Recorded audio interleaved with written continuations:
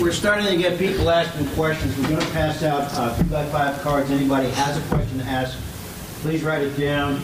We'd like to have your question, your name or affiliation, and what your question is, and who it's addressed to. So we'll have Chad or somebody go around. Anybody, if you want a card, just raise your hand. We'll get to you, and then we'll collect all those cards. And at the end of this discussion, we're going to give them to Kevin. We'll sort them out. You can read them off and get some answers for yourselves. Thank you. Ready? Yep. With no disrespect to Dr. Finrick, but I just have to expand the fact that if he's talking about a different situation, and I was talking to a friend of mine the other day about this. His conversation is great, and we need to have this conversation, but it should have happened 3 years ago. The situation would be is if we have a private exchange, even those people who are in that private exchange will still be subject to the federal rules, the penalties, everything in which we deal with whatsoever. So just because you have a private exchange doesn't mean you're going to get out of this issue. You're still going to have that issue. I'd like to respond to that. We have 25. Say. Oh, Not my turn? nope. I got to maintain order. I'll yield my time to Dr. goodness. Fenwick if he'll yield his back to me when he's done. Everybody's jumping crazy. Go ahead then. All right. In 15 seconds, because we do have to keep going on time here, folks. It's not a done deal. We still have the option. The federal government has a great bamboozle that says that we have to respond to their timelines. We do not have to do that. We have a recent Supreme Court ruling that had to do with exactly this issue that reminds the states that we have the obligation and responsibility to be the balance to the federal government, and that we need to start acting as if we have that responsibility. So we need to stand up. All right. Who's responding here? I'll respond. I would like to point out once again that the people sitting on this side of the table are all for a private health care exchange. Okay? Here's the issue before us. The issue is the timing and the appropriateness of responding to the federal mandate.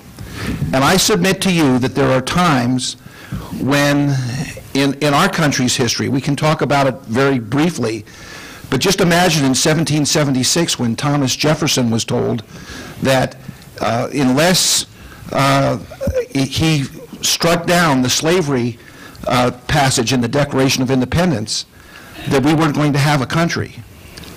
He struck it out. We had a country. We had a Declaration of Independence. If we spend all our time and money trying to fight the federal mandate today, we may not have anything left in a year or two to have the private exchange. That's the point. Okay.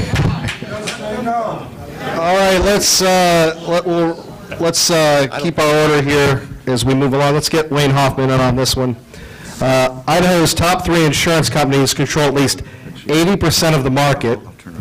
Why are they in favor of a state exchange versus a federal exchange? I'm going to let Steve respond to that, but first I want to just point out that 50 years ago this year, Martin Luther King Jr. wrote a letter, which is famous, called The Letter from the Birmingham Jail. Are you familiar with it? The reason he wrote it is because the city of Birmingham had outlawed public protests. Now, if he had followed the law of the land at that point in time, he wouldn't be in jail. And we're celebrating his legacy today. But let's go ahead and go create a state exchange, because after all, it's the law of the land. Maybe we need to be the patriots of that we've all been waiting for.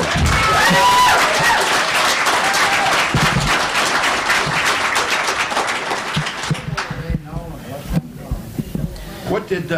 Okay, let's just keep it, we got 2 minutes here, and then y'all will get your chance. So the question of why would Idaho's insurance companies be in favor of this, it's a very practical one. Put yourself in the shoes of an insurance company right now. The federal government is telling you, you must cover all kinds of new people with no health history. You have no health history in these folks, so you don't know how risky they are. Number 2, you must offer 10 additional benefits. You must add on the number of services that you insure. And number 3, you must try to figure out a way to price this so that you can stay in business. This is a very difficult time to be an insurance company. And it's a very difficult time to be connected with this industry. Now, my argument is that the problem we face is the insurance companies, as well as a lot of companies, believe that the tax subsidies that the federal government is promising them, if they lose money, will only happen with the state exchange. That's their argument. So their belief is they want the ability to recoup costs, and they want the ability to sue, to be able to get more money back if they start losing money, given the federal mandates. My argument would be that whether it's a federal exchange, a state exchange, or no exchange, given those restrictive parameters by the federal government, insurance companies can show damage. Our insurance companies are operate in a restricted market. That's further potential damage for them. I think our Attorney General could easily show that. And why do I think that? Not because I dreamed it up, but because I would ask you two questions. Why would 25 states in this country say no to a state exchange if they thought it would decimate their insurance industry? Just ask the common sense. And if I may, just a final question. Oklahoma is going after the federal government for trying to impose tax policy with a federal exchange. And Oklahoma, why would Oklahoma say no to a state exchange? They're in court right now if they thought it was going to decimate their insurance industry.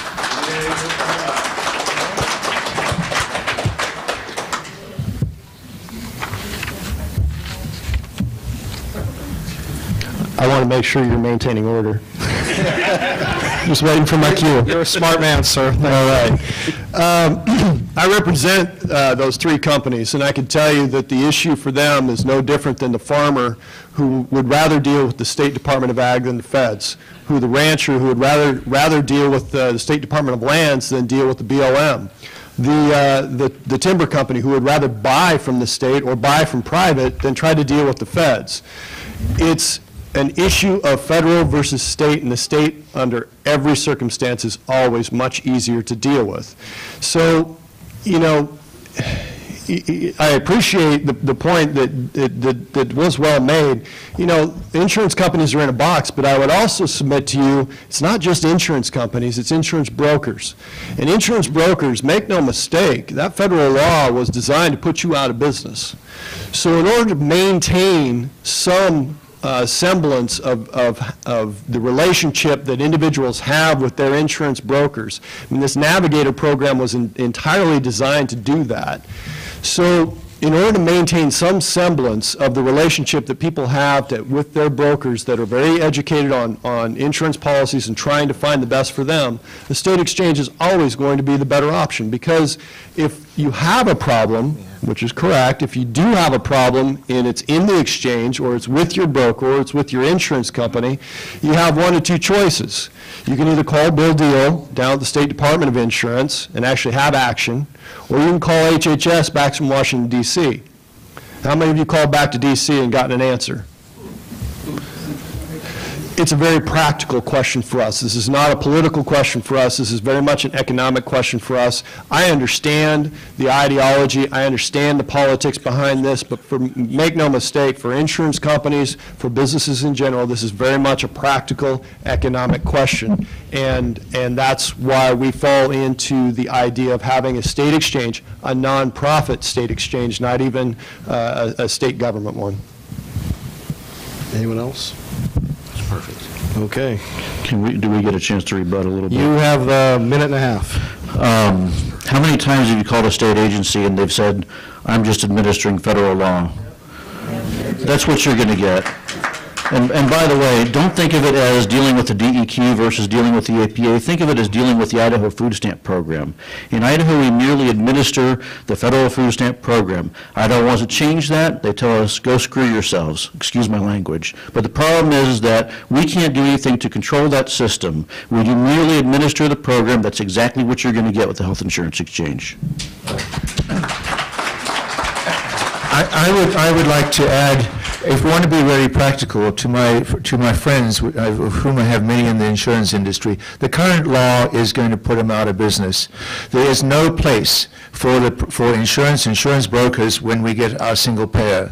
But there is within the free enterprise system, there always has been a proper and important place for insurance. And instead of going down the road, which may be very hard to turn around, we cannot, once the grizzly bear is in the tent, it's really hard to get it out. We don't let it in there in the first place, and we should start working right now, us and the insurance company and our legislators, because there is a role, an important role for insurance and where we're going, and I think we need to be working cooperatively towards it. Okay. Before we get to our fifth question, just out of curiosity, are folks here from our congressional delegation? Anybody here from our congressional delegation? Senator Risch, Senator Crapo's office, Congressman Simpson's office, Congressman Labrador's office. Anybody here? Anybody? That says it all right there, doesn't it? That says it all right there. Anybody from the governor's office? Okay, our fifth question. What kind of additional work and costs, if any, will be required of Idaho's Department of Insurance, Health and Welfare, and Labor? A lot. As far as the Department of Insurance goes, primarily they'll be continuing to maintain what they're currently doing. Their job is to approve all policies, to make sure they're actuarially sound. They've actually received additional money to be able to hire an actuary to help them in that process. They'll also evaluate to make sure that the insurance companies in which are writing those products are financially sound. That will continue. There will probably be more involvement in the health and welfare as we get into that issue, because we'll see more and more people who will, for whatever reason, fall into Medicaid. The last response, I was at a meeting just Friday, where the Dick Armstrong indicated that there's somewhere between 60 and 70,000 people right now who currently qualify for Medicaid who have not chosen to sign up, that they anticipate probably will, because in January of 2014, if you haven't signed up for Medicaid, you will now pay a penalty for not doing so. The Department of Labor is going to have a really exciting experience, because as the broker or whoever is helping individuals sign up, one of the questions will be is how much money are you earning? That will determine whether or not you qualify for Medicaid, you qualify for a subsidy. That will all have to be verified by the Department of Labor. That's going to be an enormous expenditure. All these things are supposed to be working together in the exchange under a computer system, so we will be in a position so that we can help individuals who are going into the exchange, or at least looking for insurance, to determine what will be the best solution for them. Just to conclude, I think I've got just enough. Several years ago, I had a chance to be at a meeting, and we're talking about the value of the agent or the broker. There was a young man that got up and spoke, and he said, I used to think I was a pretty smart guy. I worked for the CIA for 35 years, and my job was to break the codes that countries use to communicate internally as well as with other countries. I turned 65 and started studying Medicare for 10 hours a day for 6 days. He said, I was more confused at the end than I was in the beginning. A friend of mine suggested that I talk to a broker. Within 30 minutes, she figured out what I needed. He said I would have given her $11,000, and I found out she made $16 a month. This is a heck of a deal. That's what agents do, and we're going to be here to help you. The challenge we're having, much like we've discussed here, is we have to figure out a way to get us involved so we can help you through this process. This is not an easy system. Agents can help you. With the state exchange, we have more control over that process. Hey, that's 30 extra seconds. All right. Get it done over there. All right. Might I get going? Well, You're rolling. Can I have my 3 seconds back, because I didn't realize my time was up. Operator error. Oh, sorry. Okay. Now, y'all are sitting there thinking, now, wait a minute. The state exchange, we're under the impression that this is just a website where I can compare insurance policies. Here's the question where you get to see that that's not exactly the case. On the front end, that's what it is. It's a website where you get to compare insurance policies to one another. On the back end, it's a huge bureaucracy where your information is going everywhere. I'm talking about Wayne Hoffman shows up at the Health Insurance Exchange office, and they say, what can we do for you? And I say, well, I don't have insurance. And they say, great. great. So I tell them my name, Wayne Hoffman. They press enter, up pops my social security number, my date of birth, my dependents, my assets, my income, what programs I'm on, what programs I could be on but I'm not presently on. All of this stuff is the back end. This is what they want. So when we say what kind of work is going to be required of these other agencies, that's what we're talking about. We don't call it a health insurance exchange. It is a dependency portal, because that's what they want it to be. So this is why this thing is very, very dangerous. Now, some people say, well, the state agencies are required to do these things. They're not. You remember a decision back in the late 90s where a certain sheriff from one of our communities in Arizona said, I'm not going to administer the Brady Law. And that case went all the way to the U.S. Supreme Court, and the U.S. Supreme Court said, well, you're right, Sheriff. You're not required to administer any federal law. Well, you know, I understand that it sounds a bit philosophical and everything, but this is what we're dealing with. The state is not the agent of the federal government and can't compelled to be. Unless, of course, we build a state health insurance exchange, and then we are an agent of the federal government, and we get to go do whatever the federal government tells us to go do. And I urge us not to go do that. All right. Well, we are getting rather efficient over here. All right. With all due respect, Wayne, how many years did it take that case to get from Maricopa County to the Supreme Court? Sure does. You got to pay for it. How many years did it take for us to fight for our rights in a revolution? And maybe we should have just given up after a year. And I mean that respectfully. I mean, I'm serious. These things take time, but only if you're willing to fight for your rights. If they don't, then your rights get to go away a lot faster than they would otherwise. Okay, are we done over here? All right. I would urge the panel to respect the stringent rules of order that we've established here today. If nothing else, we attempt to make this entertaining, but these are real-life serious issues. Now, let's see. We're going over here. What are some of the tax ramifications associated with a state exchange as opposed to a federal exchange? How do the tax ramifications affect the citizens and the businesses of Idaho? This is the one difference. This is Section 1311 of the Affordable Care Act. This defines a state exchange. This is Section 1321, known commonly as the Federal Default Exchange. These are two separate animals. And how are they two separate animals? Only the state exchange can impose federal taxes through the employer mandate and through the individual mandate. The federal exchange cannot do it. The IRS's taxing authority only applies to a state exchange. And I can go offline and explain how 1401 and 1402 and other parts of the law make that chain of connection. However, that is the bottom line. So you are looking at small business employers potentially getting hit with an employer mandate of $2,000 per employee per year. You were looking at a family of four getting hit with potentially $2,085, an estimated $2,085 through the individual mandate.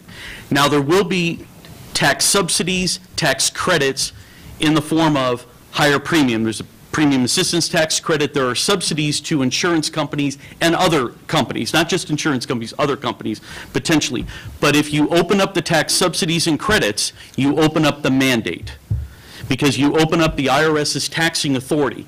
This is why when Wayne said the kind of information that needs to be collected by the state exchange includes salary information, because that connects to your taxes, right? And it goes to HHS, but HHS is connected to IRS.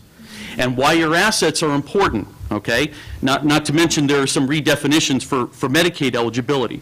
And why did Congress do this? Because when Senator Max Baucus and the Senate Help Committee said, let's have one national federal exchange, senators balked. He said, okay, let's have every state set up its own exchange, but let's incentivize them with subsidies, but at the same time, we've got to collect enough money for this for this mandate.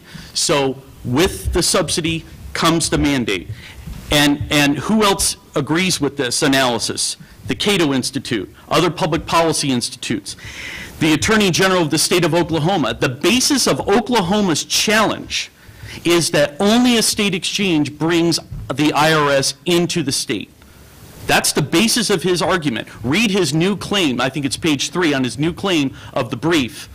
That is the basis of it. If that wasn't true, he could not make that argument. And his argument is if you impose that employer mandate on our businesses, you are going to make them uncompetitive and you will have job losses. That's part of his argument. And so, and who others? There are several other attorneys generals who have come forward on that.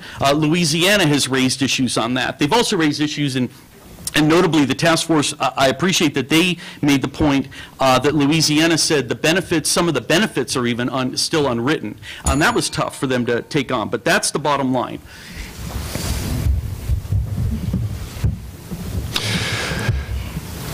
Okay. You know, I appreciate the academic argument associated with the very thin academic argument associated with whether a federal or state exchange is going to impose taxes. I've seen it. I've seen the CFR that clears that up, and I see where the challenge is going to go with that. You know, academic arguments are nice when they're rolling through a court of law and you get to test some of these things and see where it's going to ultimately end up. Fact of the matter is my members don't get to tell the IRS to go pound sand. When the IRS comes knocking at your door, well, good luck. The IRS comes knocking at your door, you don't get to tell them, no, I'm not going to pay my taxes. And whether we're dealing with a federal or state exchange, we don't get the opportunity to say no. So here's our practical situation. When we're looking at paying taxes, whether it's at the ERISA level corporations that have 5,000 employees and they get to pay taxes with no benefit associated with this, or whether you're going to have an increase in your Medicaid taxes as a result of this, or whether you're going to pay a tax on your premium, the 3.5% tax on your premium under a federal exchange, or a $4 to $7 per member tax on a state exchange. Again, this comes down to a very, very practical decision for us under the current circumstances. Do we wish it was different? Certainly. Do we wish that we actually had real health care reform and not just shuffling the deck chairs on how we pay for everybody's health care in America like we always do and we always have? I wish that it was different, but we don't have that choice before us. That's not the option there. So that's, I guess, fundamentally, it's going to be a fundamental disagreement between the ideology of this, which I can certainly appreciate, and the practical decisions that business owners are going to have to face as they deal with this moving forward. I would argue it's Well, not. hold on. We still have a minute left over here. apologies. Anybody else on the panel? Okay. You're going to, come on. We want the healthy exchange of ideas here. This so is go an ahead. interesting question because when on the health exchange, we had a big-time attorney come in from Boston who answered some questions for us, and he made an interesting comment. He said, I charge corporations thousands of dollars every year to tell them how to live the law and what to do and how to accomplish it. And he made the comment, much like Alex has indicated. He says, I tell them if there is a tax, you don't agree with it, you pay it, and then you go sue the IRS. You can't hold off paying on it until after the federal government makes a decision because they will own your business if you don't. Now, I understand the ideology and I appreciate it and who works on that line, but from a practical standpoint of view, if I were a legislature for the state of Idaho and this was the only issue I had, whether or not I would vote for a state exchange or whether I would not vote for a state exchange, I would put my businesses in the state of Idaho at an enormous risk. And that would be a very difficult situation. As an individual, you do what you want to. But as a business, they will go away. The IRS will take them. As an individual, I'm responsible for the lives of 110 people that work for me. I can make a decision that I want to stand my ground and not obey the law and fight it in court after all of those people don't have a job. So I have an obligation not only to myself, but I have an obligation to the people that work for me. And that's the way every business is looking at this right now. I would simply say it has nothing to do with ideology. I agree. It has nothing to do with ideology. If you read the IRS's entry into the Federal Register, all they say is that we can impose the taxes irrespective of whether it's a federal or state exchange, but they do not explain why. They don't explain why. What they say is legislative history, and I just gave you some contradictory legislative history. The law is very clear. We have to start with the black letter meaning of the law. Section 1401 and 1402 that open up the tax, on which Section 36B of the IRS code is based upon definitions of Section 1311, exchanges established by states. Number two, it is not an academic argument. With all due respect, it's not an academic argument. The federal courts have agreed to hear Oklahoma's case, which is premised on the idea that state exchanges bring in the tax regime and federal exchanges do not. It is not an academic argument. It is the answer of a judge in federal court. And number three, I would simply say I agree that you have to try to err for your businesses, most definitely. However, isn't this an argument for let's wait and allow that court case to settle? The response on that one is that Can I just, I'm sorry, we still have a little bit of time over here, right? Sure, go ahead. Sorry. If we do a state exchange, we lose the right to sue on this issue. Remember that. Correct. That's not true. If we do a state exchange, we lose the right to sue. The other thing is, if Oklahoma's correct in its case, when a business looks at that, they will decide, maybe I'll move to a state that doesn't have a state exchange where I'm shielded from this law.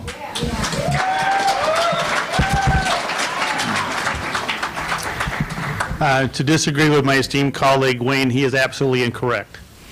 I know ideologically this is great, and I think he's terrific. We've had this conversation, he and I directly. We've talked to people who know a lot more and forgotten more than I'll ever know.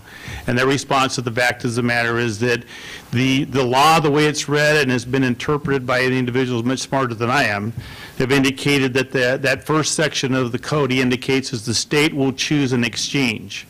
The state can choose a state-based exchange, they can choose a partnership exchange, or they can choose to do nothing and have a federal exchange. Regardless of that, according to the information we're receiving, that is a decision of the state. So I agree with them. I think this law sucks in so many ways, and I apologize for that word. And I would get rid of it in a heartbeat tomorrow. But the problem is, see, we didn't expect the bill to pass in the first place. And then we thought, okay, for sure enough, the Supreme Court will overturn it. That didn't happen. And going back to the issue that these lawsuits have been filed, how many lawsuits were filed before it finally made to the Supreme Court? A bunch of them. Did we win? No. So just because it's filed with a good reason does not mean we're going to win, you know. Two lawyers walk into a courtroom. Oh, boy. Not a punchline to a joke. It's two lawyers walk into a courtroom, and one of them is going to be wrong every single time. But hey, let's just go ahead and punt on second down and not worry about these legal arguments. The fact is, these are lawsuits that are playing out, and we should have a chance to hear them out. We don't have to create a health insurance exchange today. We can wait until these things are settled. But there's clearly a legal question out there that's hanging, and we're not going to know the answer if we just give up. All right, this will be the final comment, then we're going to move on. I'm suing the federal government over a Clean Water Act issue, a 30-year-old law, along with the state of Idaho. We're suing the Department of Justice and the EPA in order to deal with an issue on anti-degradation on this very specific piece of law that's been in place for over 30 years. This will not be the last time you will see this law. It will evolve, just as the Clean Water Act has, just as the Clean Air Act has, just as the Endangered Species Act has. This will evolve, and it's an interesting question. I appreciate it, but I got to deal with what's in front of me now. I don't have the luxury of waiting for my members' businesses in order to make a decision. So we have to make a decision with what the lay of the land is currently, and that's the decision that we have made, or at least have recommended to the legislature.